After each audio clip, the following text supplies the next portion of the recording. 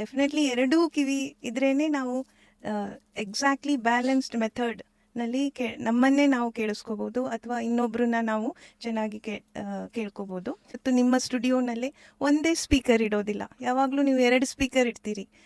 Right speaker ಅಥವಾ left speaker ಇದ್ರೇನೆ sound ನಿಮಗೆ balance ಆಗಿ ಕ್ಲಿಯರ್ ಆಗಿ ಬರ್ತದೆ. ಡೈರೆಕ್ಷನ್ ಆಫ್ ಸೌಂಡ್ ಗೊತ್ತಾಗಬೇಕು. ಅಂದರೆ ಸೌಂಡ್ ರೈಟಿಂದ ಬರ್ತಾ ಇದೆಯೋ ಅಥವಾ ಲೆಫ್ಟಿಂದ ಬರ್ತಾ ಇದೆಯೋ ಅಥವಾ ಮೇಲೇನೋ ಕೆಳಗಡೆನೋ, ನಾವು ಎಷ್ಟು ಸಲೀಸಾಗಿ ಎಲ್ಲಿಂದ ಸೌಂಡ್ ಬರ್ತಾ ಇದೆ ಅಂತ ಎಷ್ಟು ಈಸಿಯಾಗಿ ನಾವು ಅದನ್ನು ಐಡೆಂಟಿಫೈ ಮಾಡ್ತೀವಿ. ಅದಕ್ಕೆ ನಮಗೆ 2 ಕಿವಿ ಇರಲೇಬೇಕು.